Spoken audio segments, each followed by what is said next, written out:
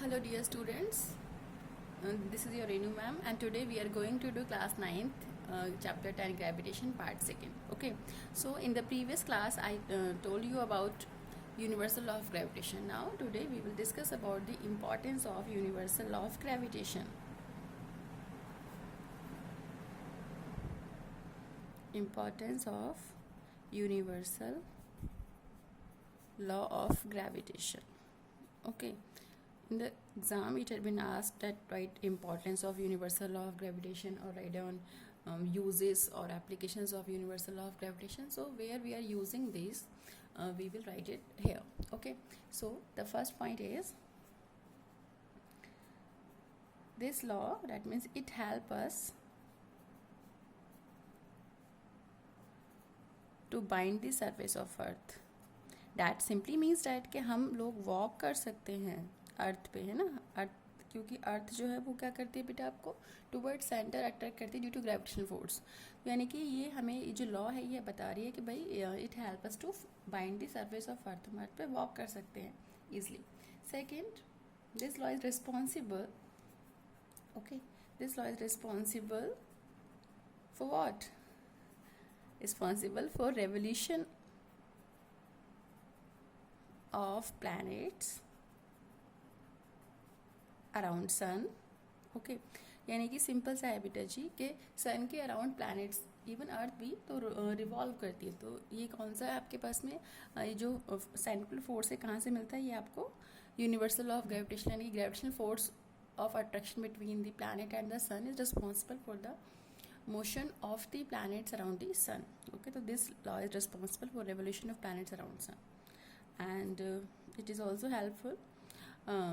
We can say that revolution of satellites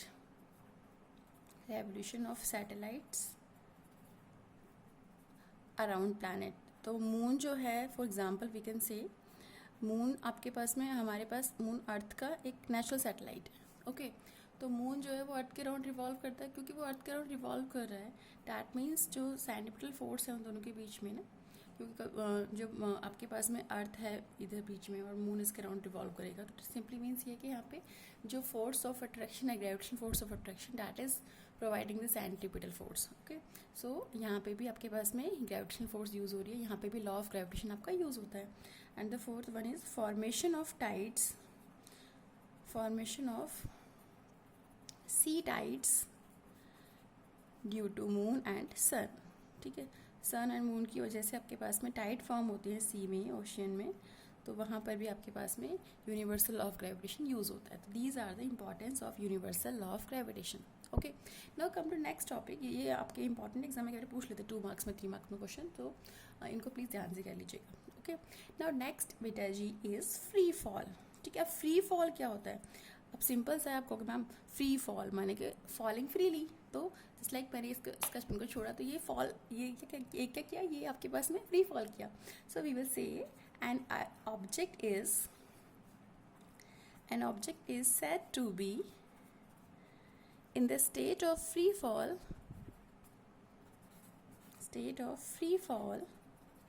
if it falls freely under the action of gravity alone. यानी कि बेटा जी अगर कोई object सिर्फ और सिर्फ ग्रेविटी की वजह से, उस पर सिर्फ ग्रेविटी लग रही है जब वो फ्री फॉल कर रहा है, मतलब फॉल कर रहा है, अगर मैं ऐसे लेके आ रही हूँ, इन डैट केस ये फ्री फॉल नहीं है. फ्री फॉल कब होगा? जब ऑब्जेक्ट अपने आप गिर रहा है just because of gravitational force of attraction of earth on that object. ठीक है, तो object is said to be in the state of free fall if it falls freely under the action of gravity alone. ठीक है, तो ये जो condition है इसको हम फ्री फॉल बोलेंगे. दूसरे वर्ड्स में अगर आप एक्सप्लेन करना चाहो तो कर सकते हो कि object is said to be in the state of free fall if the object is falling freely when gravitational force is acting on it. तो आप ऐसे भी लिख सकते हो. ठीक है, डजंट हैव एनी इशू. तो आप किसी भी तरीके से आप उसको स्पेसिफाई कर सकते हो. तो फ्री फॉल हो गया. अब बेटा जी क्योंकि हमारे पास फ्री फॉल हो रहा है, तो सिंपल सा लॉजिक ये भी है आपके पास में कि उसमें माने कि ऑब्जेक्ट में एक्सेलरेशन प्रोड्यूस हो रही है. ओके, अब बात करते हैं एक्सेलरेशन ड्यू टू ग्रेविटी की. तो एक्सेलरेशन ड्यू टू ग्रेविटी क्या होती है आपके पास में? We can say that it is defined as the acceleration due to gravity की बात करें बेटा जी, okay, it is defined as the acceleration produced by an object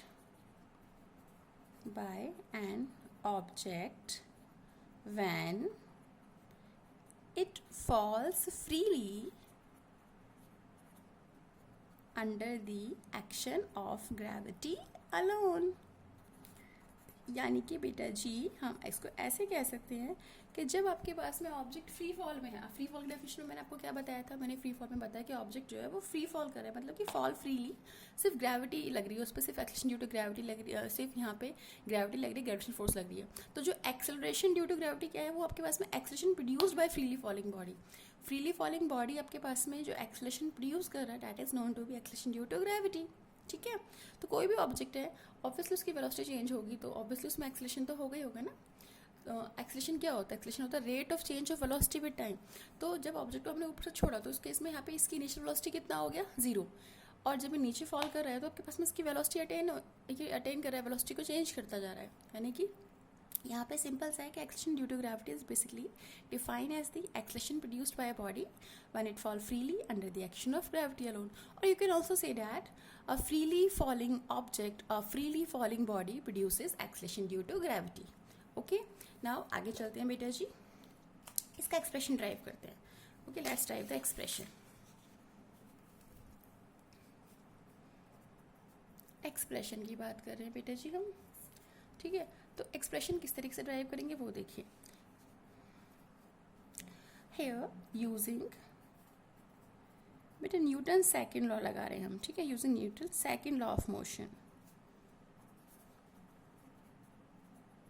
using Newton second law of motion क्या कहता है आपसे, सेकेंड लॉ क्या कहता था, याद करो, सेकेंड लॉ आपसे कहता था the rate of change of momentum of an object is directly proportional to the external unbalanced force applied on it, माने कि F proportional d p by d t था। वहाँ से हम निकालते थे that F is equal to m a. F क्या है, फोर्स, एक्सटर्नल फोर्स, m क्या है, mass of the object, and a is the acceleration of the object here because the force is gravitational force. ठीक है, तो f क्या है यहाँ पे आपके पास में, ग्रेविटेशनल फोर्स है, क्योंकि f आपके पास में gravitational force acting on object, मैं यहाँ पे अर्थ ले रही हूँ ना, ऑब्जेक्ट ड्यू टू अर्थ। ठीक है, ये है आपके पास में f के ग्रेविटेशनल फोर्स। तो बेटा जी a क्या हो जाएगा, a is equal to g, क्यों, क्योंकि a एक्सेलेरेशन होता है और g क्या है, acceleration due to gravity. Obviously जब आपके पास में फोर्स ग्रेविटेशनल फोर्स लग रही है तो एक्सेलेरेशन भी क्या होगी, ड्यू टू ग्रेविटी। ओके, ये हो गया। नाउ बेटा जी that means f is equal to आ गया हमारे पास mg, let it be question number 1। Okay, f कौन सा फोर्स है, ग्रेविटेशनल फोर्स है। Now using universal law of gravitation, हमने आपको कल बताया था यूनिवर्सल लॉ ऑफ ग्रेविटेशन, क्या बताया था, हमने आपसे कहा था बेटा जी that the gravitational force of attraction between two objects is directly proportional to the product of masses, product of their masses, and inversely proportional to square of distance between them. तो यूनिवर्सल ऑफ ग्रेविटेशन के हिसाब से जो हमारे force का formula आएगा gravitational force का, that is equal to g into mass of earth, M E subscript में नीचे की तरफ है क्योंकि M E refers to mass of earth, आप चाहें तो सिंपल एम भी पुट कर सकते हो, कोई इशू नहीं है, इनटू में mass of the object upon radius of earth का स्क्वायर लिया। Okay, F is equal to G M one M two by R square था, फॉर्मूला याद होगा आपको, फॉर्मूला क्या था, एफ इज इक्वल टू था G M one M two by R square, ये था। तो यहाँ पे हमारे पास में F is equal to G constant है जी, तो एम वन फर्स्ट ऑब्जेक्ट मैंने क्या ले लिया, मास ऑफ अर्थ, मास यहाँ पे फर्स्ट ऑब्जेक्ट का मास एम वन है तो एम ई मास ऑफ अर्थ ले लिया, एम टू ऑब्जेक्ट है मेरा तो ये एम हो गया। ठीक है, और रेडियस कितना, डिस्टेंस कितना हो गया दोनों के बीच में, सेंटर टू सेंटर, वो आपके पास में रेडियस ऑफ अर्थ ले लिया। ऑब्वियसली अर्थ इतनी बिग है तो उसके ऊपर ऑब्जेक्ट का अगर हम सेंटर पॉइंट लेंगे तो वो निग्लिजिबल ही होता है अर्थ के सरफेस से। ठीक है, तो देखो ना अर्थ बहुत बड़ी है बेटा जी, तो इस पर ऑब्जेक्ट बहुत छोटा सा दिखेगा, तो उसके सेंटर से लेके अर्थ के सेंटर तक का जो डिस्टेंस होगा वो हमारे पास में क्या आएगा, वो हमारे पास में रेडियस ही आता है। ठीक है, तो F is equal to G M E M by R E square, let this be question number 2। आप क्या करेंगे, ये भी फोर्स है, दोनों ही ग्रेविटेशनल फोर्स है, then we will equate 1 and 2। तो बेटा जी हमारे पास आ गया mg is equal to g capital G into mass of earth into mass of object upon radius of earth का स्क्वायर। ठीक है, स्मॉल m से स्मॉल m कैंसिल हो गया। देन आपके पास आ जाएगा बेटा जी small g is equal to g into M E upon R E square. Okay, ये आ गया। आप क्या करेंगे, कुछ नहीं करना, बस कॉन्स्टेंट्स की वैल्यू पुट करेंगे और हमारे पास स्मॉल जी की वैल्यू आ जाएगी। तो हमने आपको बताया था कैपिटल जी की वैल्यू कितनी होती है 6.67 into 10 power -11 newton metre square पर केजी स्क्वायर। ओके, ये वैल्यू होती है किसकी बेटा, कैपिटल जी की। मास ऑफ अर्थ कितना होता है 6 इंटू 10 पावर 24 केजी। वैसे 5.99 लिखा होता है बुक्स में, लेकिन आप इसे 6 इंटू 10 24 केजी लिख सकते हो। Upon radius of earth 6400 kilometre, और we will say 6.4 into 10⁻6 metre. Okay, radius of earth 6400 kilometre होता है, तो उसको हम इस तरह लिख सकते हैं। देन आप इसको सिंप्लीफाई कर लीजिए, पावर सारी एक तरफ और न्यूमरल वैल्यू एक तरफ। 6.67 इंटू 6 इंटू 10⁻11, ये आ गया यहाँ से, into 10⁻24 okay upon 6.4 into 6.4 into 10⁻12। 6.4 into 10⁻6 का स्क्वायर है, डेट्स वाई। अब इसको जब आप सिंप्लीफाई करेंगे यू विल गेट 9.8 मीटर पर सेकेंड स्क्वायर। तो this is the value of acceleration due to gravity, कहाँ पे, at the surface of earth. ठीक है, और ये जो स्मॉल जी की वैल्यू है at the surface of earth maximum होगी। अगर हम हाइट पे जाएंगे तो भी डिक्रीज करेगी, और हम डेप्थ में जाएंगे तो भी डिक्रीज करेगी। ठीक है, अब variation of G with height and depth ये हम नेक्स्ट क्लास में करेंगे। Okay, till then bye. एक बार रिवाइज कर लीजिएगा प्रॉपरली। हमने आज क्या क्या किया, हमने आज importance of universal of gravitation किया।